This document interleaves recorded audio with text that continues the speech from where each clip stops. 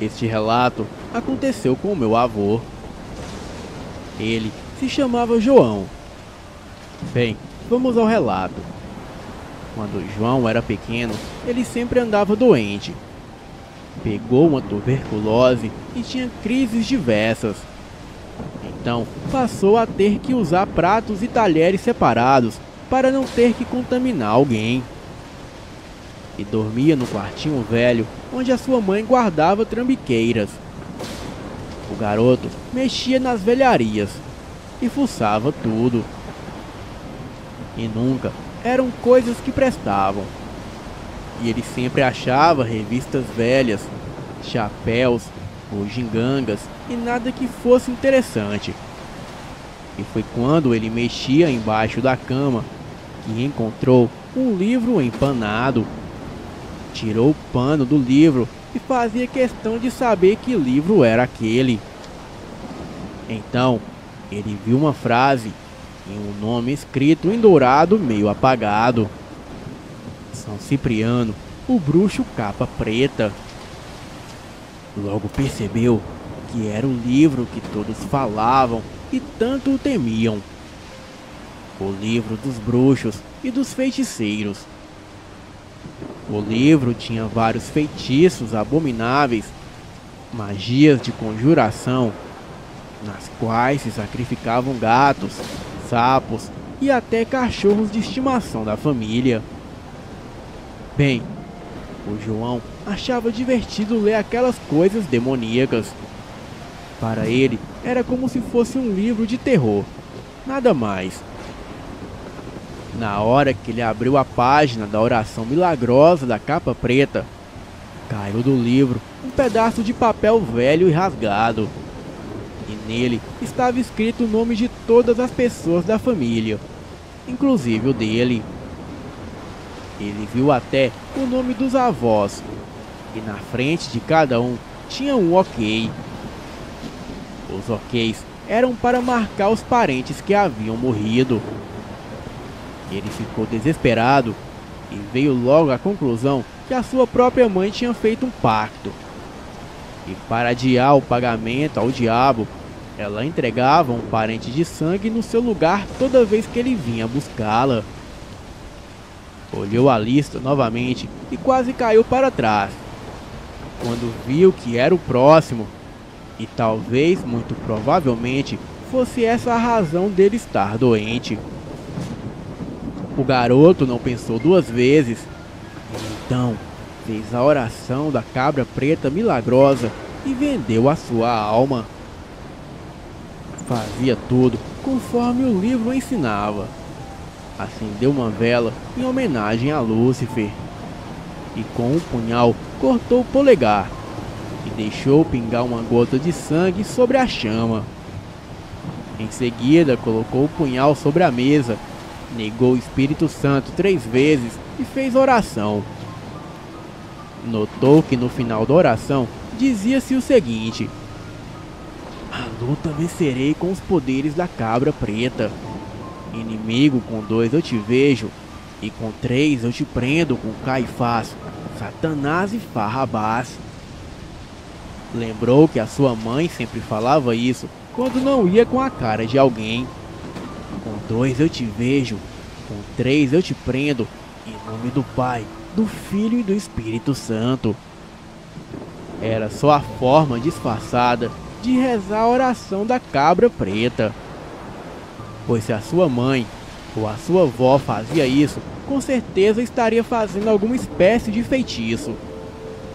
No dia seguinte, apareceu um gato preto morto na frente da porta da casa. E o João não saiu do quarto. Bem, ele não saiu porque não podia, mas ouviu o seu pai comentando com a sua mãe. Eles comentavam que já era para o João ter morrido há semanas atrás. Porém, em alguns dias, ele já estava bem melhor da tuberculose. Não tossiu mais e já podia brincar. E a partir daí, ele nunca mais pegou um resfriado. E passou-se 7 anos e a sua mãe veio a falecer. O João não sentiu nada e nem chorou, pois ela o tratava mal e amaldiçoava o menino desde que descobriu que ele havia roubado e feito uso do seu livro de São Cipriano. Boa noite.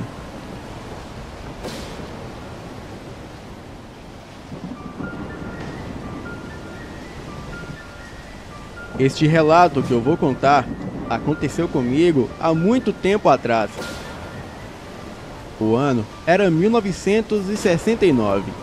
Eu era uma garota de 10 anos, contente em ir visitar a minha família com a minha tia favorita, a tia Ruth, no interior de Minas Gerais.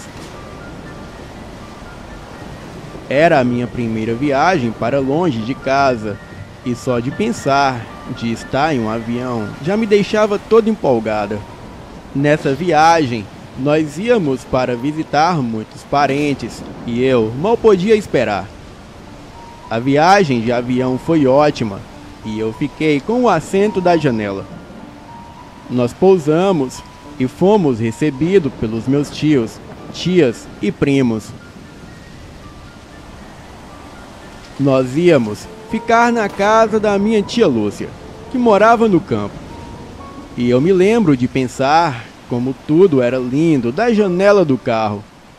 Estava quente, o sol estava radiante e tudo estava muito colorido.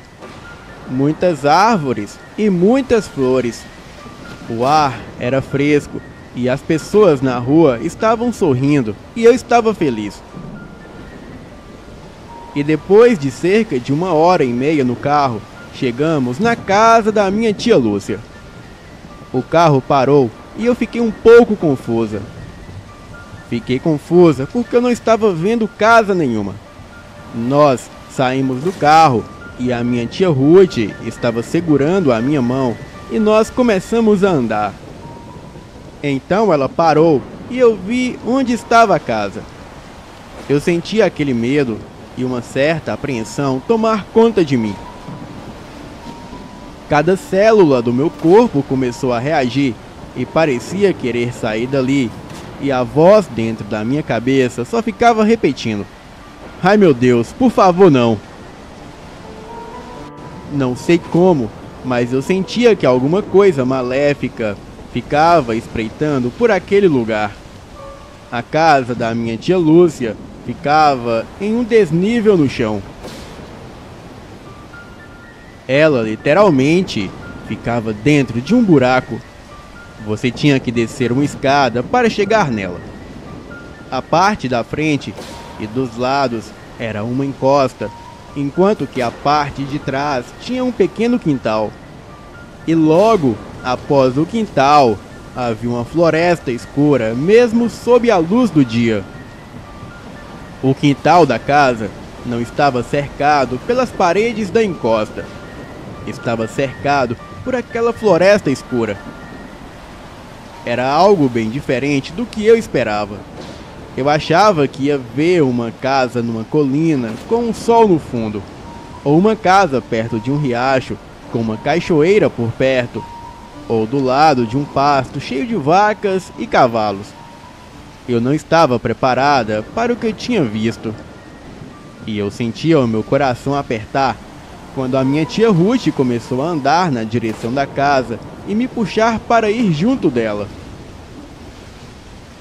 Apesar do lado de fora da casa ter me aterrorizado, o interior dela era bem aconchegante.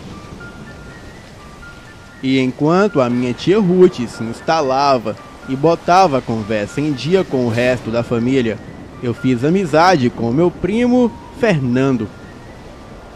Ele parecia não se importar em brincar com uma garota. Então, ficamos juntos o tempo todo. E depois de um tempo, todos foram para as suas próprias casas. E o tempo todo que eu estava lá dentro da casa, eu não conseguia me distrair daquela sensação de incômodo. E apesar do dia estar quente, estava frio naquela vala onde ficava a casa. A noite começou a cair, e com ela, todos os tipos de sons que se ouvem no campo. Grilos, corujas, sapos, etc. E sendo uma garota da cidade, eu nunca tinha ouvido algo como aquilo. E isso tudo só ajudava a aumentar a minha inquietação e o medo que eu sentia por aquele lugar.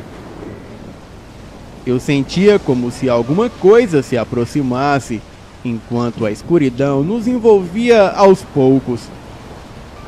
O meu primo Fernando me falou sobre uma antiga casinha que tinha no fundo da casa, na floresta, no meio do mato e das árvores, onde era escuro. Ele falou que estava lá há muito tempo e que era muito antiga, e depois eu descobri que estava lá desde os anos de 1850. E parece que aquele terreno sempre pertenceu à minha família. Ele falou que a minha tia Lúcia tinha proibido ele de chegar perto daquela casinha. E ele falou que sempre quis saber o que tinha de mais, ele ia até lá. E ele sempre teve curiosidade de ver o que tinha de tão proibido naquele lugar. Então ele me mostrou uma lanterna e me implorou que eu fosse com ele até o matagal onde começava a floresta. Eu estava aterrorizada com a ideia de ir lá fora, mas não queria parecer uma garotinha assustada, então eu concordei em ir com ele. Nós seguramos as mãos um do outro e fomos na direção do fundo da casa. Estava tão escuro e as minhas pernas estavam literalmente tremendo.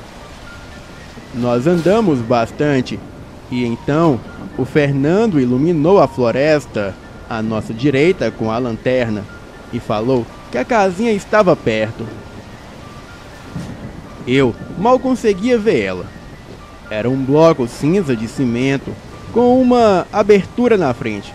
Parecia um túmulo. E foi então que eu ouvi uma risada rouca sinistra à nossa esquerda.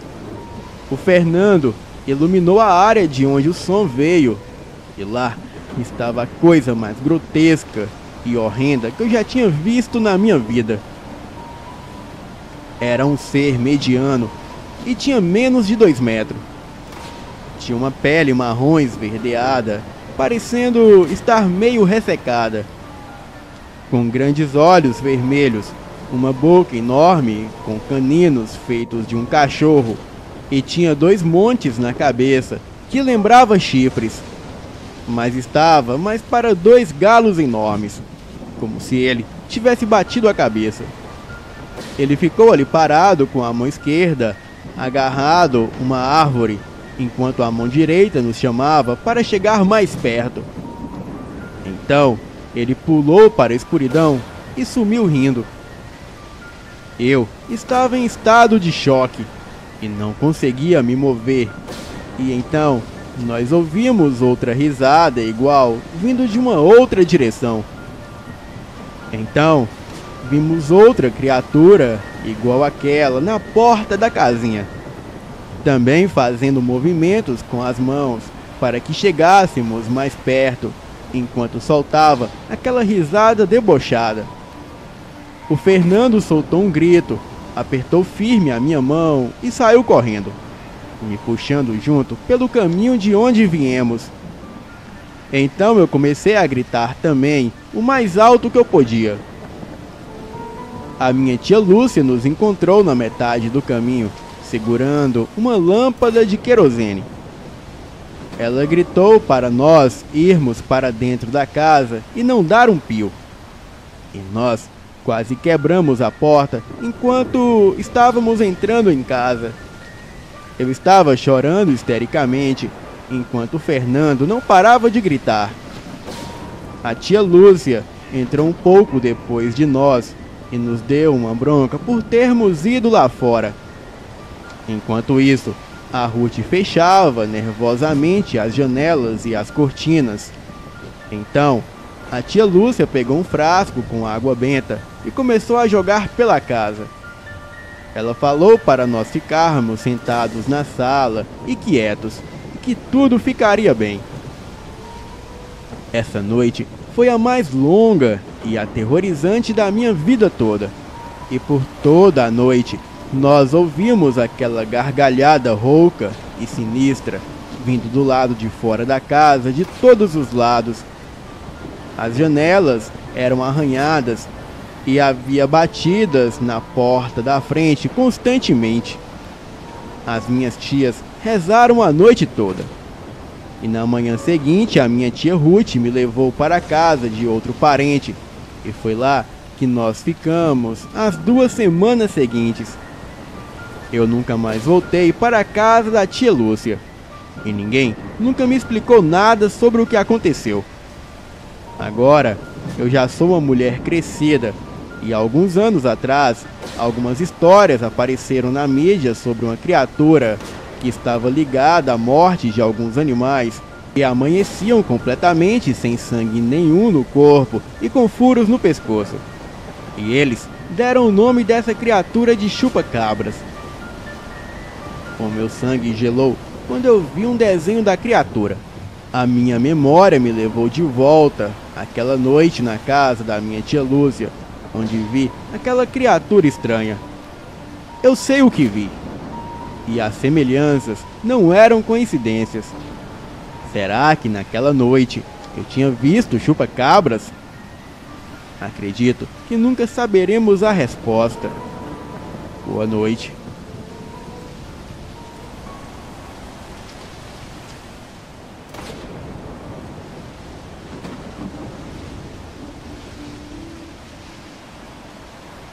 Um amigo que conheci recentemente me relatou este caso. Hoje, trabalhamos como professores na mesma escola. Declaro que ele é uma pessoa culta, lúcida e pouco dada a desvaneios vulgares e comuns, o que torna ainda mais extraordinária a história por ele relatada. Bem, vamos ao relato. Em uma das inúmeras aventuras que ocorrem durante a adolescência, este meu amigo, que chamaremos de Tiago, e vários outros companheiros que não conheci, haviam-se reunidos na clareira de um pequeno bosque cercado em sua cidadezinha natal para beber, rir e conversar. Era por volta de meia-noite e todos se divertiam. Nada de anormal. E poucas são as pessoas que nunca fizeram coisa parecida. Aquele que era líder natural do grupo teria advertido a todos de como proceder se alguém, especialmente algum policial, se aproximasse. Ninguém se apavora ou corre. Todos aqui já têm seus 18 anos. Estamos só com bebida. E não tem nada demais. Se nos revistarem e não acharem nenhuma droga ilegal, eles vão embora. E a gente continua a nossa festa.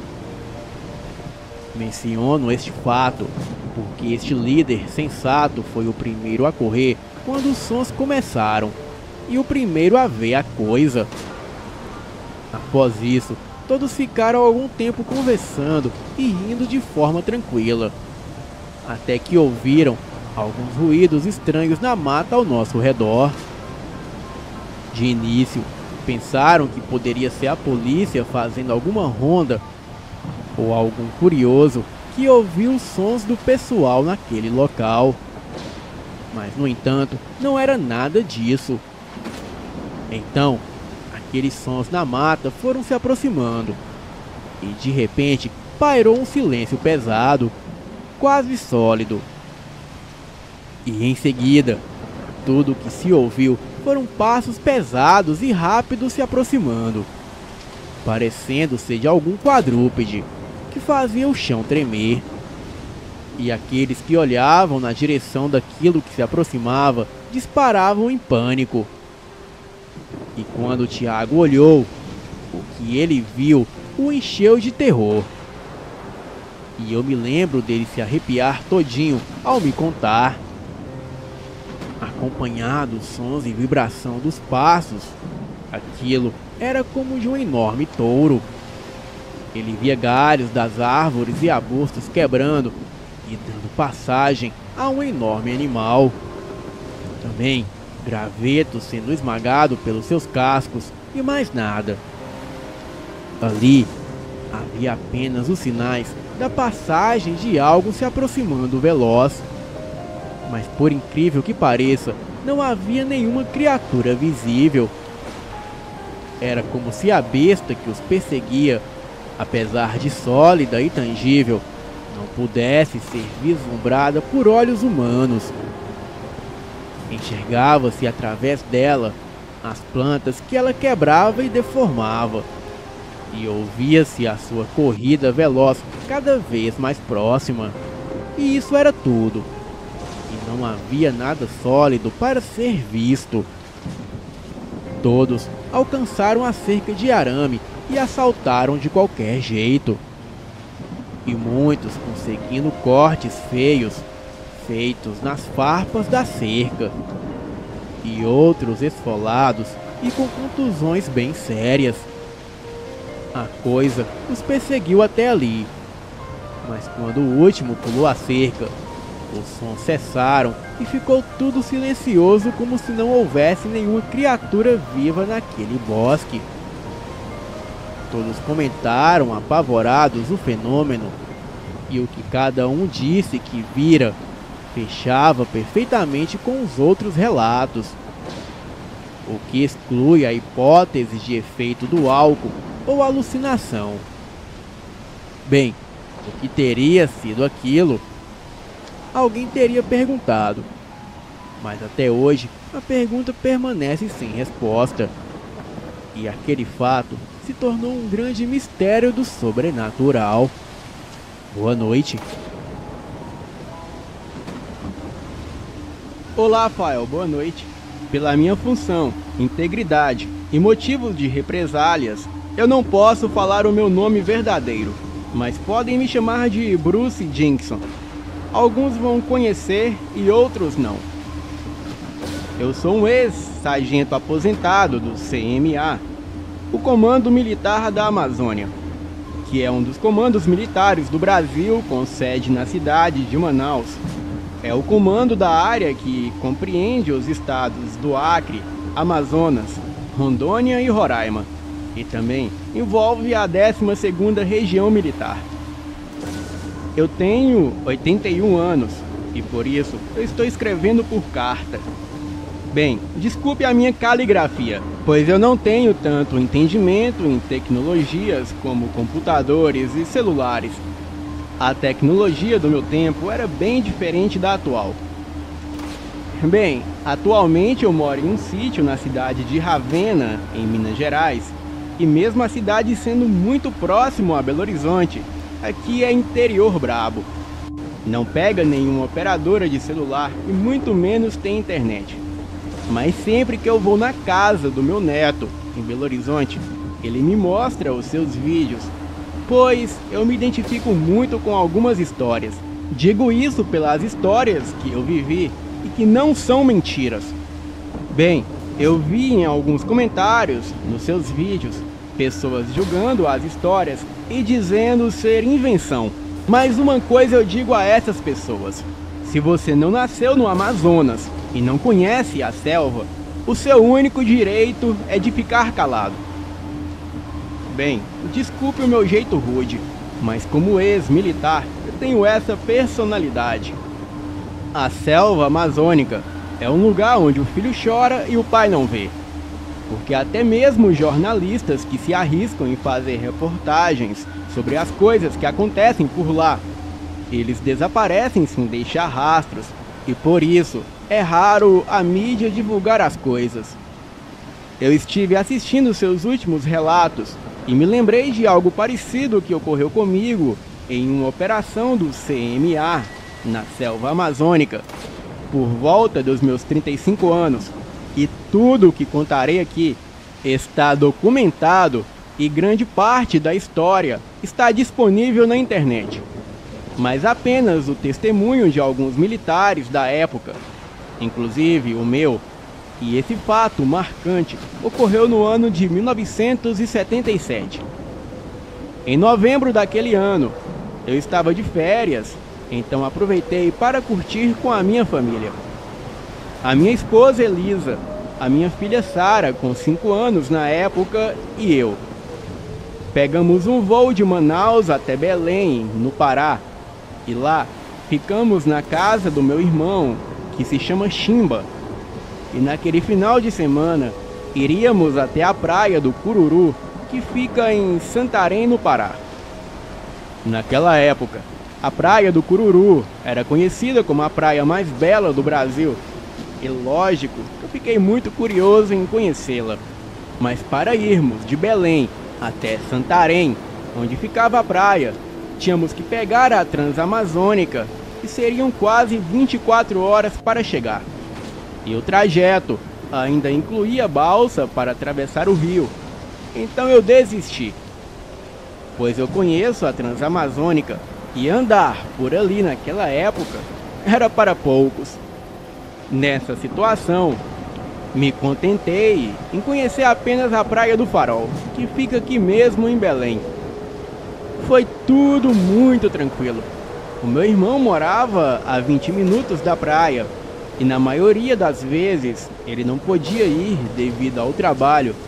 Então íamos somente a minha esposa, a minha filha e eu. Chegamos na praia no sábado de manhã e voltamos ao entardecer. Foi um dia perfeito e eu, exausto, eu só queria dormir. Então eu tomei um banho, relaxei um pouco no sofá ouvindo rádio, pois as TVs nos anos 70 era um luxo na época. Bem, eu estava quase pegando no sono e me surpreendi com fortes batidas na porta. O meu irmão foi atender. Então, eu dali no sofá, eu falei na brincadeira: "Olha, se for pra mim eu não estou." E pouco tempo depois, o meu irmão volta com uma cara de assustado e ele fala: "É pra você mesmo." Eu me levantei, olhei para o homem à minha frente e não o reconheci. Mas eu sabia que ele era de alto escalão, e esse foi mais ou menos o nosso diálogo. "Eu falo com o sargento do CMA de Manaus?" "Primeiro se apresente. Quem é o senhor?" Eu perguntei. "Eu sou o oficial Holanda, da Força Aérea Brasileira."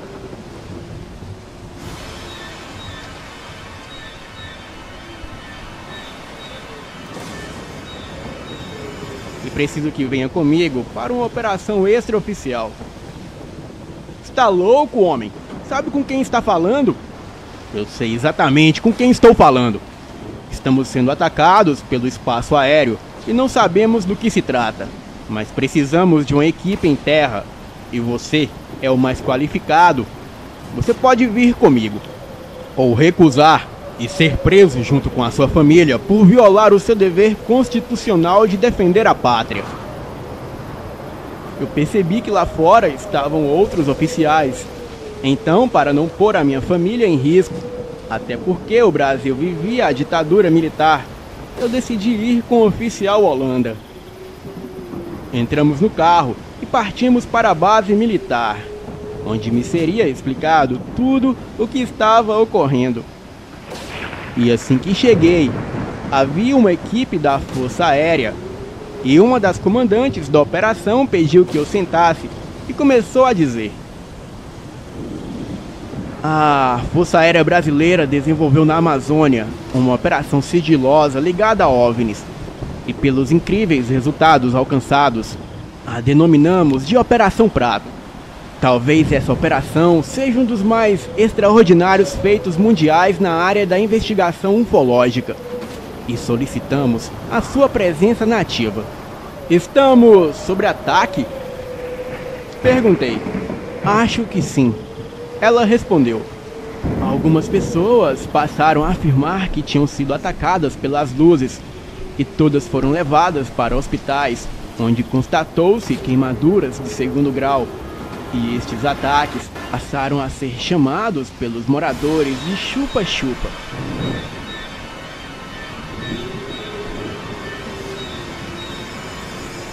Já que acham que os alienígenas retiram sangue das vítimas. Mas se trata de uma criatura ou alienígena? "Eu não sei te responder", disse a comandante. O capitão Holanda, ele e mais 20 homens estavam investigando o território aéreo onde ocorriam os avistamentos que era sobre a cidade de Colares, no Pará. E quanto a mim, eu teria que fazer uma investigação por terra dentro da selva amazônica, mais precisamente no Vale do Javari, onde só de falar nesse local já me sobe um calafrio. Aquilo era muito surreal para que eu acreditasse, mas o Capitão Holanda, ele me mostrou vídeos confidenciais, como gigantescas naves realizando movimentos impossíveis até mesmo para aviões. E seria a nave-mãe que recolhia outras bem menores. Ali, naquele local, quem viveu na época sabe que havia uma base militar em Colares e a área estava cercada e restrita por vários quilômetros, onde somente oficiais das forças armadas e soldados eles tinham acesso, e era comum homens de preto entrarem e saírem quando bem entendiam. Eram homens estranhos, pois trajavam roupas social preta, mesmo naquele calor escaldante de Colares. Os homens eram quase albinos e também usavam um chapéu preto. Para você que está escutando e duvida dessa história, a matéria foi divulgada pela BBC anos depois e está disponível na internet. É só pesquisarem sobre a Operação Prato. Mas deixarei o link da matéria aqui na descrição desse vídeo. Voltando ao relato. Eu voltei para Manaus, reuni uma equipe com os 5 melhores desbravadores do pelotão, entre eles um médico chamado Silva, 2 atiradores, um chamado Oliveira e o outro Santos, que afinal também era o nosso motorista, e um guia florestal chamado Braga, e eu como capitão da equipe. Iríamos entrar na selva e seguir até o Vale do Javari, onde só de se chegar já seria uma missão difícil. Ainda mais naquela época, com tribos canibais que nunca tiveram contato com o homem. Bem, mas era ali, a suposta localização onde uma nave alienígena havia se instalado. Outro desafio era chegar antes dos americanos, que de forma ilegal haviam invadido o território brasileiro atrás dessa suposta nave.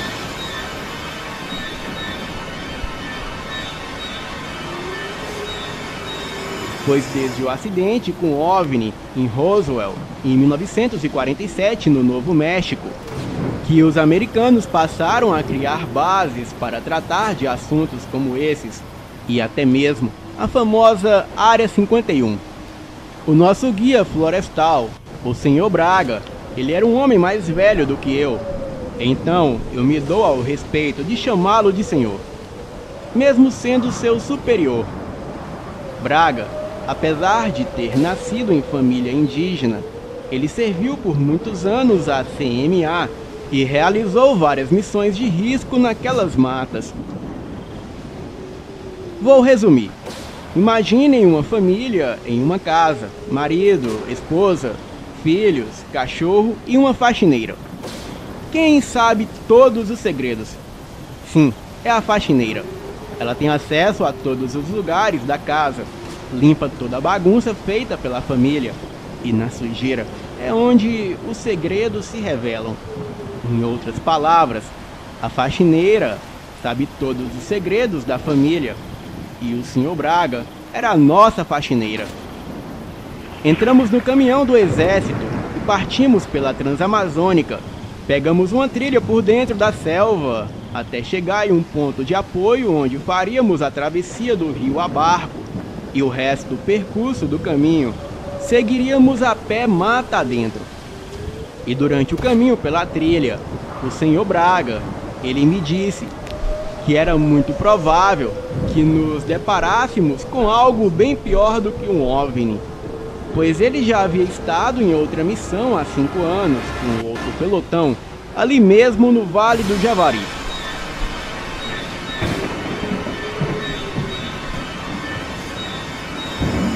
Então, dizia o Sr. Braga: eu fui chamado para uma missão extraoficial da BIS, Batalhão de Infantaria da Selva. O chamado foi devido ao desaparecimento de uma tribo local e mais de 200 índios desapareceram sem deixarem rastros. Não haviam sinais de luta ou ataques, nada. Eles também não haviam se mudado, pois nada havia sido levado da aldeia. Eu fui chamado para a missão porque eu sou conhecedor das matas, sou índio, falo tupi, tupi-guarani, ticuna, guarani-kaiowá, chavante, pano e anomami. E segundo a lenda local contada por outras tribos dos arredores, a criatura responsável pelo desaparecimento de mais de 200 índios, ela se chama Taú. Taú é o nome de um espírito maligno na mitologia guarani. E embora Taú não seja visto como o diabo, ele é visto nas crenças cristãs. E ele, às vezes, era chamado de espírito do mal. E como tal, ele pode ser a personificação do próprio mal. Taú foi como um nêmesis de Angatupiri pelo deus supremo da mitologia guarani, Tupã, e foi deixado com a humanidade na Terra. Esse é o ponto de vista indígena. Eu fui o único do grupo que consegui retornar, pois como estava desarmado, eu não representei risco para a criatura. Mas todos os arquivos confidenciais sobre tal criatura foram baseados na minha descrição e experiência que eu tive com o monstro.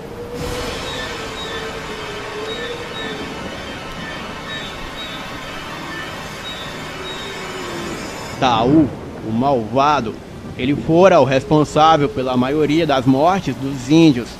Ele odeia e despreza todo tipo de vida humana e caça por esporte.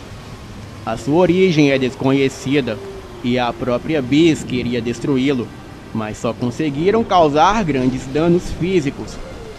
O Taú é uma criatura réptil grande, extremamente inteligente, com grande força, reflexo e resistência, com habilidades de se curar, regenerar e se modificar de aparência e tamanho. Ele também fica mais forte e rápido quando come algo que sangra. E para se ter uma ideia, ele tem uma capacidade regenerativa surpreendente. O Taú foi visto se movendo com seu corpo 87% destruído e apodrecido. O engraçado é que seu capitão usou uma foto de um animal morto em decomposição, dizendo que talvez o Taú tivesse sobrevivido e estava se regenerando, embora ninguém saiba dizer com certeza o que aconteceu. Mas até onde eu fiquei sabendo é que o cadáver foi achado na fronteira do vale entre Brasil e Peru e foi confiscado e levado pelas Forças Armadas peruanas e nunca mais foi falado sobre onde estava o ser. Até que pouco tempo depois chegaram os russos e soltaram a criatura novamente no Vale do Javari, pois queriam rastrear e estudar a criatura, mas a criatura sumiu, assim como todo o batalhão russo. Então, a famosa ex-KGB, ela nomeou a criatura réptil de SCP-682. Eu não queria nem um pouco estar naquele lugar, e depois de ouvir essa história do Sr. Braga, a minha vontade era de pegar o caminho de volta e me mandar da floresta. Silva, o nosso médico, de alguma forma percebeu a minha inquietação. Então, ele cantou uma música americana que me fez rir naquele momento, pois o seu inglês era péssimo. Então, eu acendi um cigarro e entramos no barco e fomos rio adentro, até o ponto de apoio dentro da floresta. Eram por volta de 2 da tarde e levaríamos no mínimo 5 dias para chegar até o local no vale, onde supostamente estava a dita nave. Chegamos próximo ao local, paramos o barco e seguimos mata adentro até o ponto de apoio. Não tivemos nenhum imprevisto, além dos animais da selva, o que já era previsto. Então chegamos no ponto de apoio, usamos o rádio para comunicar com a base e passamos aquela noite ali na base. Era meio que um tipo de escotilha, pois a entrada ficava camuflada e a parte principal era subterrânea, mas a antena de comunicação ficava discretamente no ponto mais alto. De certa forma, nos sentimos seguros ali na base, mas não por muito tempo.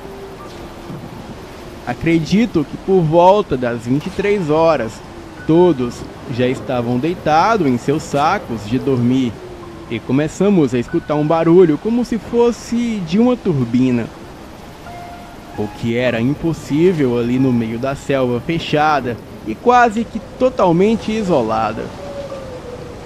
Pegamos as armas e saímos lá fora. Eu vi uma das coisas mais impressionantes da minha vida. Era um enorme OVNI em forma de bumerangue. Ele estava parado quase acima de nós e era no mínimo umas 20 vezes maior que um Boeing. Ele estava na altura das nuvens, eu não sei ao certo, mas de uma hora para outra, aquilo desapareceu como se simplesmente ficasse invisível. O OVNI, ele emitia uma luz ofuscante como a lua cheia, e de repente,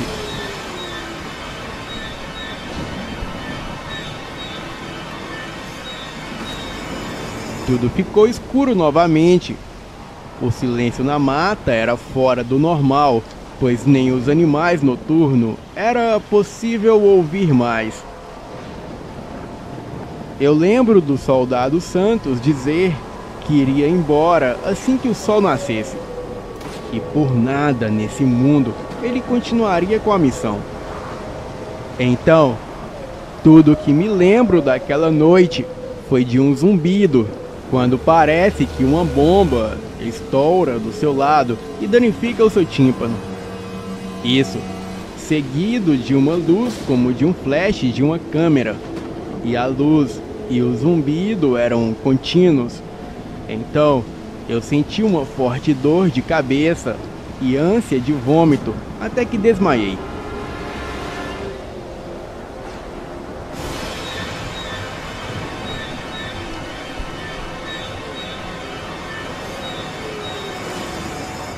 Acordei dentro da escotilha. Estava muito frio, apesar da região ser normalmente quente. O Sr. Braga estava caído a poucos metros de mim. Ele estava bem, só estava dormindo, assim como eu. Saímos rapidamente lá fora e o que vimos foi uma verdadeira cena de filme de terror.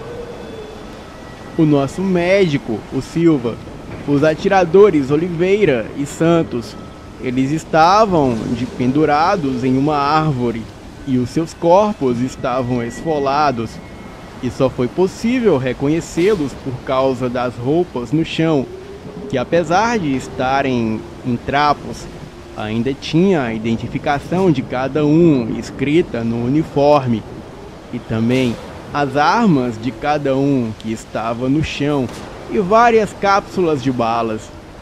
Eles haviam descarregado as armas antes de serem mortos, obviamente, e eu não faço a menor ideia de como tudo aquilo aconteceu.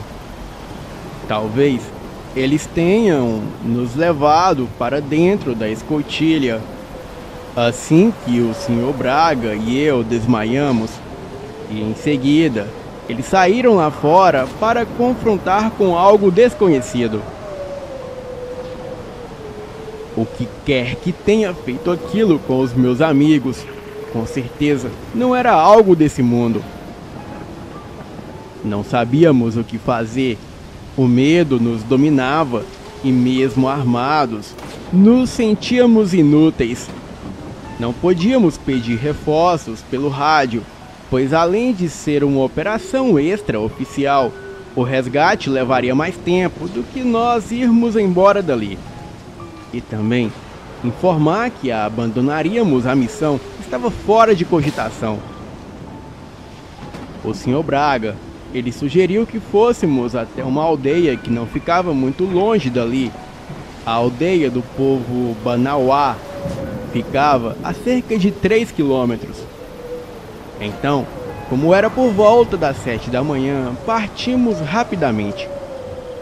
Foi uma longa caminhada pela mata, e como tínhamos que abrir trilha e fazer alguns caminhos, isso nos atrasava, mas logo que chegamos em uma trilha, nos demos conta que estávamos no caminho certo.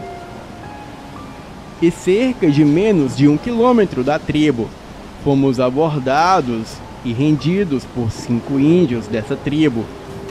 O Sr. Braga, ele conseguiu comunicar com eles e explicou toda a situação.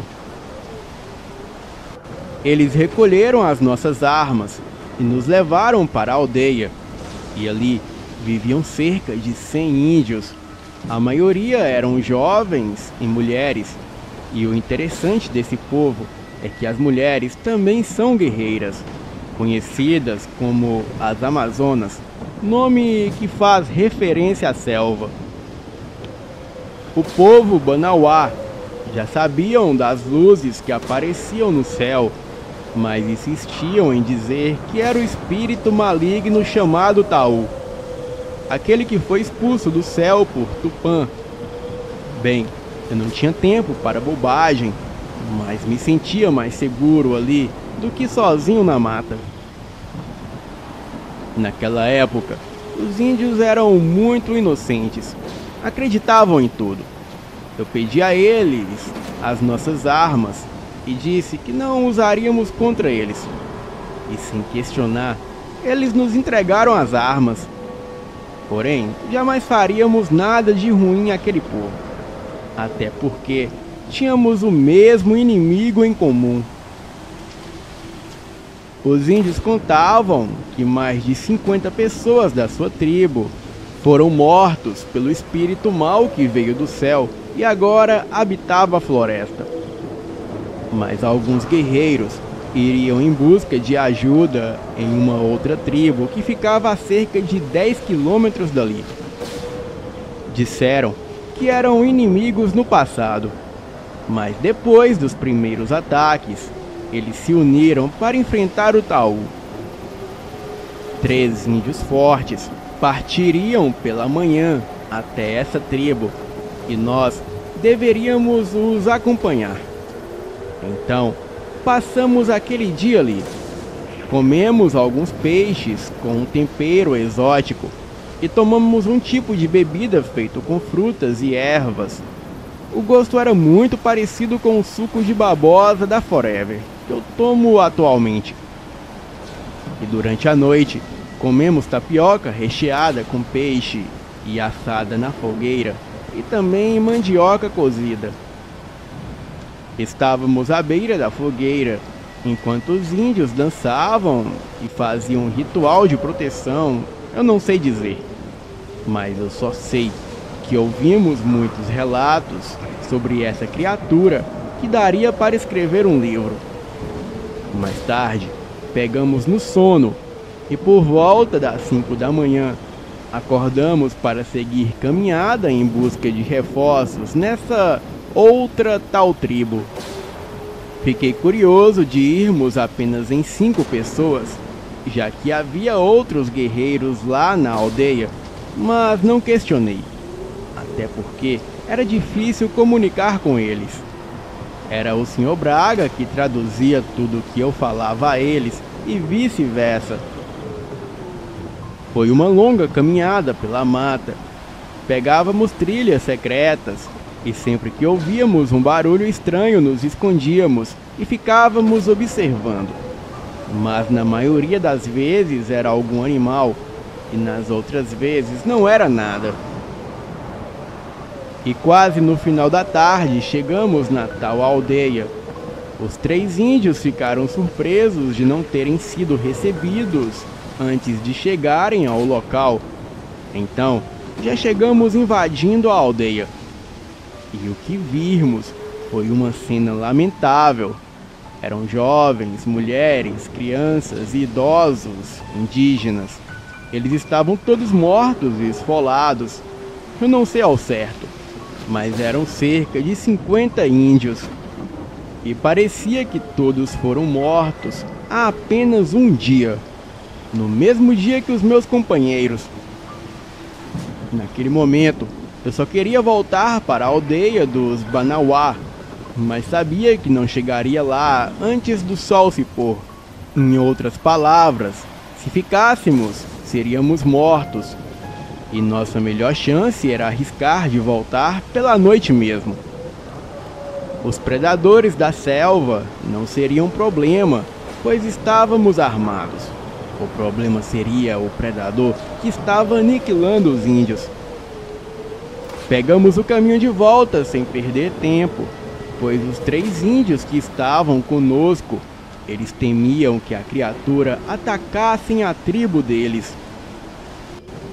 Se nós apressássemos, poderíamos chegar lá antes do amanhecer.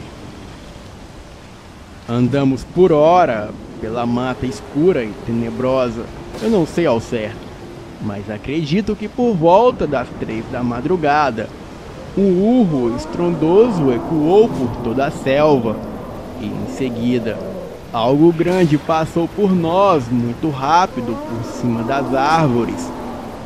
Empunhamos as nossas armas, mas não vimos nada para atirar. E quando voltamos a nossa atenção para os 3 índios, eu pude ver algo fora da minha realidade. Os 3 estavam como animais quadrúpedes. Eles rosnavam, babavam e se transformavam em feras, que eu só posso descrever aqui como lobisomens. Os seus corpos ficaram peludos e os seus membros se esticaram. Os joelhos pareciam virados para trás e as suas cabeças eram semelhantes a de lobos. Eram 3 lobisomens enormes e por um segundo eu achei que seríamos atacados. Então, apontei a arma para eles, mas eles passaram muito rápido por nós e seguiram na direção da criatura que passou sobre as árvores.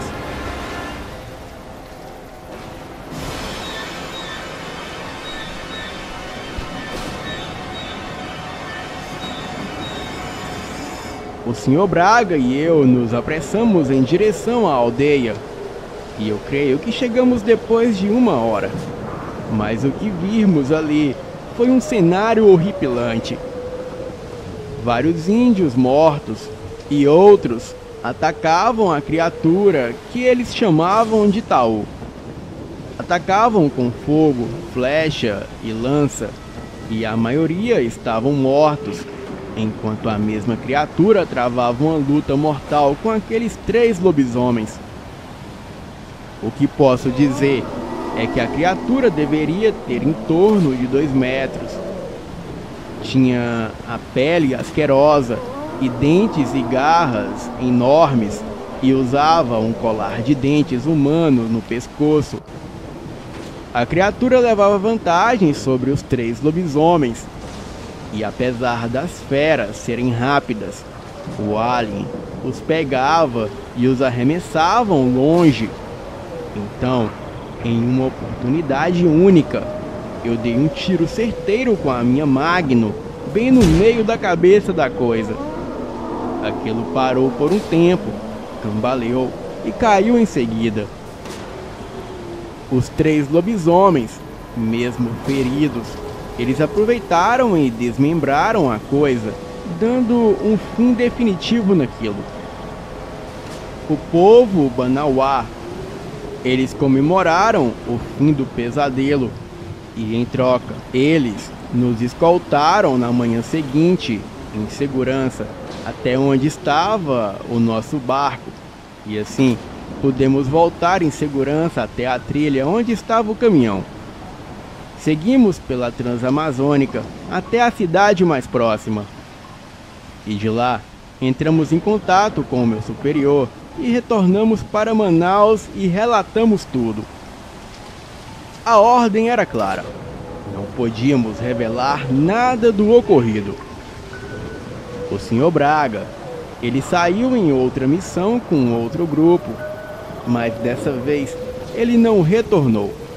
E até onde eu fiquei sabendo pelo meu superior, é que ele foi morto junto com todo o pelotão que o acompanhava, mas o que os atacaram, esfolaram todos como de costume.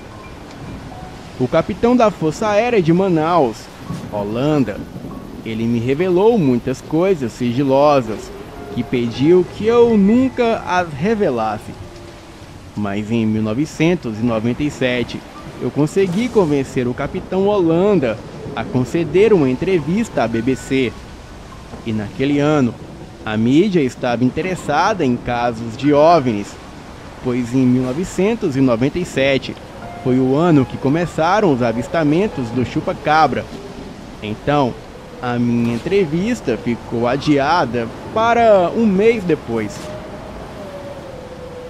E no dia da entrevista de Holanda, o coronel reformado, ele contou à BBC detalhes da operação e voltou a relatar os seus muitos avistamentos e admitiu que teve medo de ser abduzido e revelou que a investigação foi amplamente documentada e só de fotografias haviam mais de 500. Isso sem falar das 16 horas de filmagens e de um caderno de 2.000 páginas de relatórios. O caso repercutia muito e a minha esposa conseguiu me convencer a cancelar a minha entrevista com a BBC, e assim eu fiz.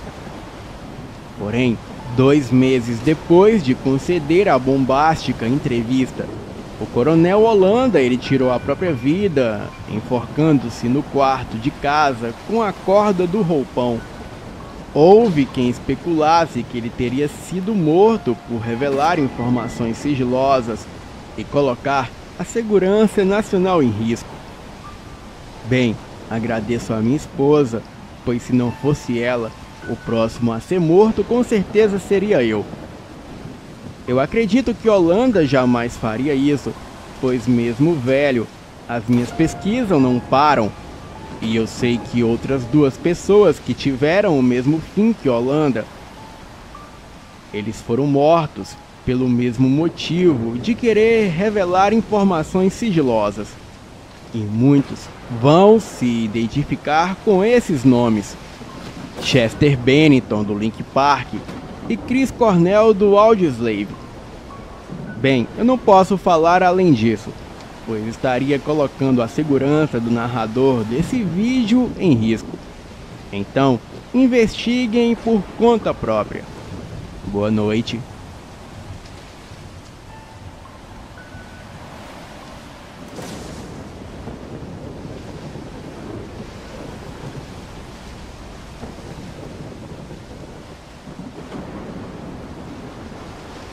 Olá, Fael. O meu nome é Lara.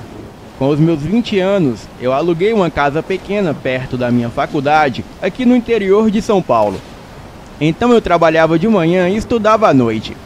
E quando eu tinha 22 anos, eu comecei a sair com um cara que conhecia em um aplicativo de namoro, o chamado Tinder. Se ele não mentiu sobre isso, o nome dele é Kevin. Saímos por cerca de 4 semanas, ao longo de pouco mais de um mês. No começo, as coisas pareciam normais. No primeiro encontro foi em uma cafeteria, e o nosso segundo encontro foi em um bar bem próximo do centro da cidade. Nós dois ficamos levemente alterados, e foi um momento agradável. O nosso terceiro encontro foi em um jantar, e foi aí que comecei a questionar as coisas. Questionar se eu realmente combinava com a personalidade dele, ou se havia algo ligeiramente estranho sobre ele. O encontro ainda terminou com um beijo, o primeiro e único que trocamos. Então me convenci de que, como deixei ele me beijar, as coisas tinham corrido bem. E em alguns dias depois, saímos para beber novamente. No entanto, desta vez eu fui com uma mentalidade menos animada e comecei a prestar mais atenção em pequenos detalhes do comportamento dele, que percebi que ele era bem estranho. É difícil explicar exatamente o que eu quero dizer, mas algumas das maneiras dele se expressar davam uma vibe antissocial e um pouco assustadora. Ele também começou a beber muito mais nesse encontro e ficou extremamente pegajoso no bar, tentando me beijar várias vezes. Eu não sou fã de demonstrações públicas de afeto, especialmente em um bar com pessoas ao lado. Recusei educadamente as investidas dele e poucos minutos depois mencionei que estava cansada, insinuando fortemente que deveríamos ir embora. Ele pediu a conta, pagou e então pegamos os nossos casacos e saímos. No dia seguinte, ele me ligou, pediu desculpas pela noite passada e ficou tudo bem. Então, como eu não trabalhava naquele dia, o convidei para irmos ao shopping naquela tarde. Ele recusou e disse que era melhor sairmos à noite. Daí me toquei que em todo esse tempo nunca saímos durante o dia. Era só após as 18 horas. Um pouco estranho. Porém, eu não estava afim de sair para shopping à noite. Então ele me convidou para sua casa. Eu topei e disse que chegaria às 19 horas. Dirigi até a sua casa, que ficava em um local afastado da cidade. Então achei que ele deveria morar em alguma casinha, em um bairro pouco desenvolvido. E realmente eu estava certa. O bairro quase não haviam casas, mas a casa que ele morava era completamente uma mansão. Era um casarão de 2 andares, com uma varanda enorme, piscina, 2 carros esportivos na garagem, uma sala de visita enorme e na sala de jantar havia uma enorme mesa de carvalho.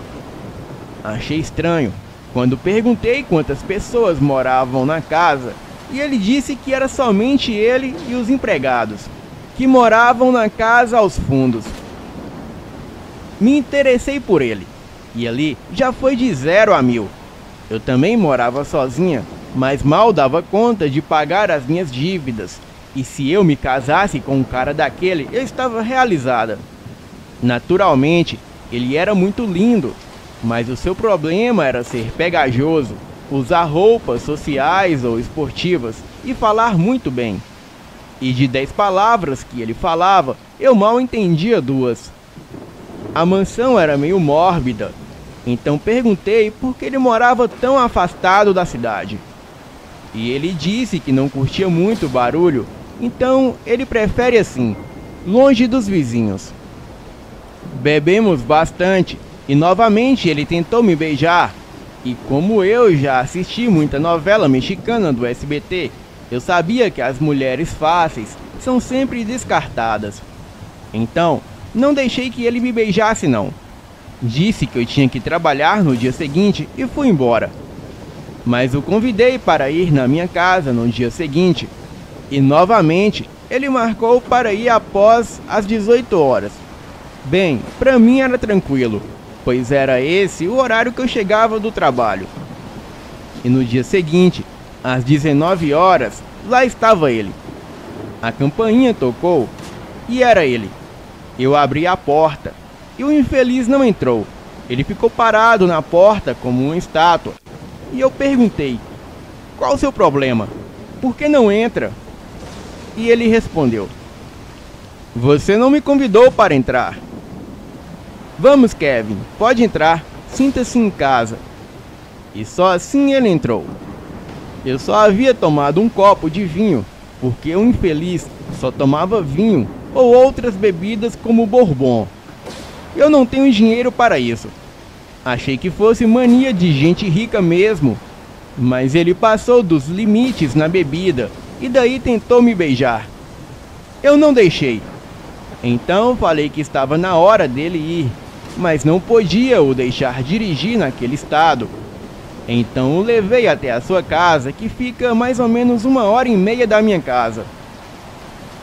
Chegamos em sua mansão, e agora vem a parte mais bizarra da história. Nós, mulheres, gostamos de se ver toda hora em espelhos, mas todos os espelhos da casa dele eram cobertos por um lençol branco. Eu deixei isso para lá. Peguei o meu celular e tirei uma foto nossa juntos. Ele estava tão bêbado que nem percebeu. Então ele deitou no sofá e dormiu. Eu andei um pouco pela casa e percebi muita coisa estranha. E na geladeira não havia comida, era só bebida e um suco avermelhado que eu achei que fosse de morango. E quando fui tomar um copo, quando provei, eu quase vomitei. Aquilo era sangue puro. Eu saí dali assustada. Decidi que não o veria mais. Fui para o meu carro, que estava estacionado do outro lado da rua, e comecei a dirigir devagar para casa, já que tinha bebido. Também estava extremamente alerta ao meu redor, procurando policiais. E talvez por isso, eu percebi que havia um carro atrás de mim. E depois de pelo menos 3 curvas, em um determinado semáforo, eu percebi que se parecia com o carro do Kevin. Mandei uma mensagem para ele. Você está me seguindo? Ele respondeu rapidamente. Sim, só quero ter certeza de que você chegue bem em casa. Eu liguei para ele, mas ele não atendeu. E isso foi muito estranho e francamente assustador. Encostei o carro e mandei uma mensagem para ele parar de me seguir, que eu estava bem. Ele parou no meio da rua por um segundo, presumo que para ler a minha mensagem, e então dirigiu passando por mim. Ele não respondeu a mensagem. E quando cheguei em casa e já estava na minha cama, a mensagem que ele me mandou foi a seguinte: Querida Lara, espero não ter te assustado essa noite. E desculpa por ter ficado tão bêbado. Da próxima vez, deveríamos fazer algo mais tranquilo. Tipo, um jantar na minha casa ou algo assim. Eu não respondi. Então, na manhã seguinte, ele mandou outra mensagem. Achei melhor responder antes que piorasse e eu disse: Ei, eu adorei te conhecer, mas acho que nossas personalidades não combinam muito. Além disso, eu quero focar mais em mim. Espero que entenda. E foi aí que começaram as mensagens de raiva. A pior delas foi: Não, eu não entendo. Você me enrolou por 4 encontros para me dizer isso? E na noite seguinte, eu percebi que alguém havia entrado na minha casa. E era o Kevin, às 2 da manhã. Eu falei que se ele não fosse embora, eu chamaria a polícia. E na minha casa tem um espelho enorme na sala. E qual não foi a minha surpresa quando não vi o reflexo do Kevin no espelho. Era como se ele fosse invisível. Então eu gritei: Tá repreendido em nome de Jesus. Saia da minha casa, demônio. Ele fez um rosnado com a boca, demonstrando enormes presas. Peguei o crucifixo que ficava na parede da cozinha, apontei para ele, fui orando e repreendendo todo aquele mal. Ele foi saindo de costas, rosnando e tentando me acertar com unhas enormes que pareciam garras. Notei que a sua pele empalideceu e as suas orelhas ficaram pontudas. E assim que ele saiu, eu tranquei a porta. E quando fui olhar pela janela, ele já não estava em lugar algum. Mas um lobo enorme, que nem existe aqui no Brasil, estava correndo para longe. Era tipo um husky siberiano, só que bem maior e mais assustador. E quando a polícia chegou, eu falei que ele se chamava Kevin e mostrei a foto nossa aos policiais e adivinhem, na foto só aparecia eu abraçada com um vento. Os policiais acharam que eu estava bêbada e foram embora nervosos. Mas antes, um dos policiais me chamou no canto e disse o seguinte: Moça, você não é a primeira que relata essas coisas. Existem mulheres desaparecendo por aqui e toda suspeita aponta para esse cara, mas ele é como um fantasma. Eu vou ser mais específico, um vampiro. Eu vou deixar esse telefone aqui com você. É de um amigo de uma organização que se chama Discob. Eu tenho certeza que ele pode te ajudar. Agradeci e eles foram embora. Eu não liguei pro amigo do policial, mas guardei o número anotado. E tudo ficou em paz por 2 meses, até que em uma noite eu vi aquele mesmo lobo rodeando a minha casa. Eu procurei o número que o policial me passou, mas havia desaparecido. Na manhã seguinte, eu fui até a delegacia para falar com aquele policial, mas uma das atendentes me informaram que o mesmo havia falecido há cerca de 1 mês. Daí, eu mudei de casa e voltei para a casa da minha mãe. Aqui é um condomínio com porteiro, então me sinto muito mais segura. Será que aquele cara era realmente um vampiro do Tinder? Boa noite.